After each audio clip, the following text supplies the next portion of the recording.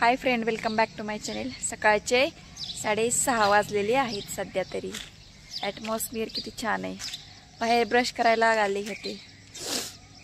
Hospital खूप मोठं आहे।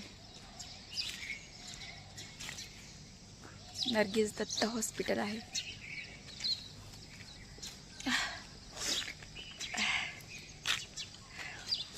बहीण आली नाही माझी, आज येते म्हणली होती तर आली नाही। काही नाही, रात्री आईला ताप आला होता, त्यापूर्वीही 2-3 दिवस ताप आला होता।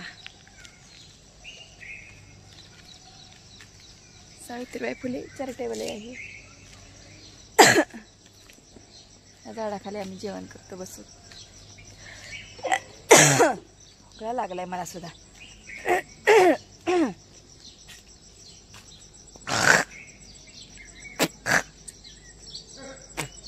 नर्गिस दत्त मेमोरियल हॉस्पिटल आहे। नर्गिसच्या नावाने ओपन केलेलं हॉस्पिटल आहे। खूप मोठं आहे। इथं पार्किंग इकडून दाखवते मी तुम्हाला। केवढं मोठं हॉस्पिटल आहे।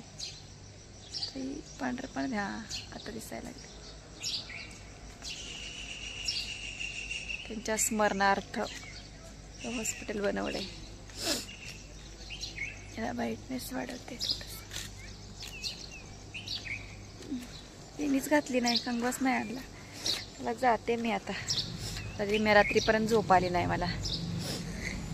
रिम्या रात्री पण झोप आली नाही। रिम्या रात्रीच्या पुढं परत ताप आली म्हणून उठले, परत जागरण केलं। असं झालं।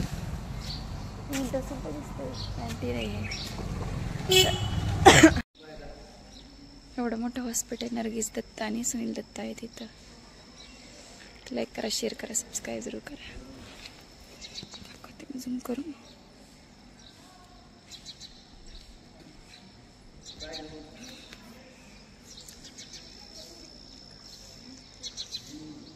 ब्रश केला, वेणी घालायची राहिली। आता जाते आता वरती आईकडे।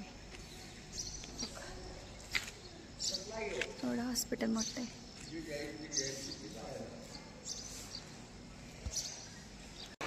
आता आम्ही रेडी झालेलो आहेत। नाश्ता वगैरे जेवण वगैरे झालं। सकाळचे 8:30 वाजलेले आहेत। तर आईचा आणखीन छातीत टाकलेला पाईप काढलेला नाही आहे। बहीण येणार होती पण ती पण आली नाही आज। मलाच सारखं लावती ती पण। ये म्हणलं तर तिला आवडतच नाही वाटतं आईपाशी बसायला, आईची सेवा करायला।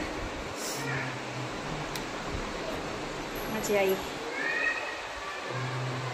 टिकलीच नाही लावली तिने। टिकली कुठं पडली काय माहिती, सापडली पण नाही। काय गाडी गडबडीत आलो रिक्षा केल्यानंतर।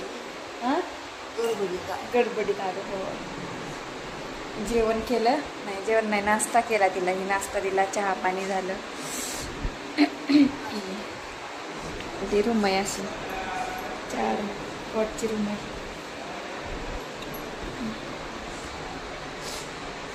रात्रीच निमेरात्रीचीच आईला ताप आली होती। काय गोळ्या औषध काही नव्हतं, तर छोटं सलाईन लावलं होतं ती। त्यानंतर ताप थोडी निवली, थोडी बरी आहे। घरी असल्यानंतर ताप पण आली होती, जुलाब पण लागली होती, त्यामुळे ती जेवण करत नव्हती। आणि आता हॉस्पिटलमध्ये आणलं तर आता सलाईन वगैरे लावलं। आता थोडी नीट झाली आणि जेवण करायला लागलं। आता जेवण पण सोडलं होतं आणि जेवढं खायची तेवढी उलटी ती म्हणायची आणि जुलाब लागायची। लाईक करा, शेअर करा आणि सब्सक्राइब जरूर करा। फटाफट आप लोग हमें सपोर्ट ही नहीं करते, सपोर्ट करा। आता बसली ती ना, आता पाईप नाही काढलेला, पाईप आणखीन अटॅच आहे। आज काढतो म्हणले डॉक्टर पाईप।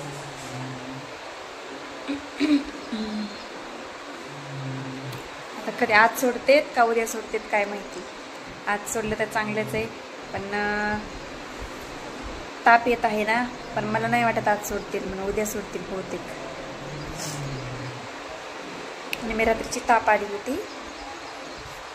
मी रात्रीची सलाईन लावलं होतं। थोडंसं जास्त वय झाले ना, सोसत नाही, प्रतिकारशक्ती कमी झाली। अशक्तपणा जास्त झालाय, कमी नाही झाला। 38 किलो वजन झालंय फक्त, म्हणून आपल्याला ॲडमिट केलंय. वजन जर जास्त असतं ना तर नसतं ॲडमिट केलं. काल मी जावा म्हणले असते घरी. वजन कमी झाल्यामुळे ॲडमिट केलं. काल सोसत पण नव्हती, लय रडत होती. काल लय रडत होती म्हणायचं.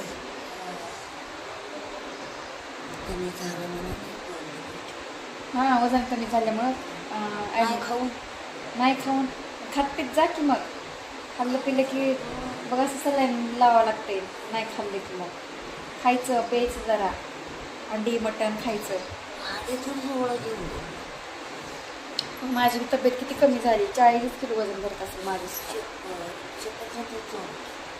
सफरचंद खायचं, मटण जास्त खायचं. मटण खावं लागतंय. स्वतःही खात नाही आणि आम्हाला जन्मल्यापासून आम्हाला पण सवय नाही लावली अंडी मटण खायची. मला सुद्धा खाऊ वाटत नाही, उलटी आल्यासारखं होते. फक्त शाकाहारी खाऊ वाटतं. किती बरं लावलं? 2दा लावलं होतं परांड्यातून भाजी करून. एकदा कुंडीचं होतं, एकदा बोकडाचं होतं.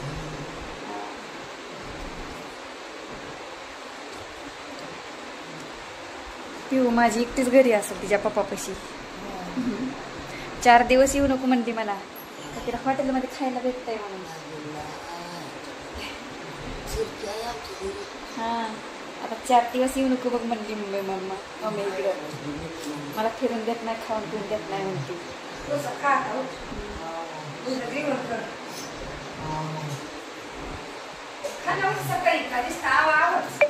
तब्येत लई खराब झाली तुझी. मग काय, माझा अर्धा जीव इकडं, तिकडं अर्धा जीव. तिकडे बारकी पोरगी आहे माझी 3 वर्षाची, तिला सोडून आली का नाही? हां, थोडा विचार करत नाही. आपण खाल्लं पिलं तर नीट होईल म्हणायचं.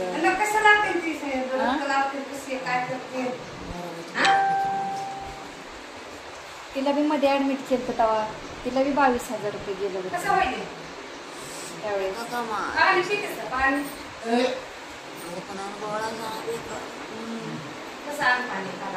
तिला बी ॲडमिट केलं होतं मध्ये. अगं पण मी इकडे आली की तिला व्यवस्थित खायला प्यायला भेटत नाही ग, मग ती आजारी पडते. मला ते सलाईन लावलं. बाहेरचं खाऊ घालते हॉटेलमधलं. घरी स्वयंपाक करायचा, वरण भात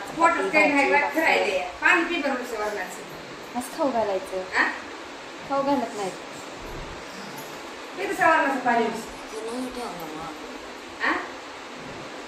म्हणून तू बी खात जा. तुझ्या नंतर मी बी आजारी पडते तुझ्यामुळं. काय करायचं? खायचं नाही काही. मी बी दवाखान्यात होते. तुला बघायचं, पुरीला बघायचं. परत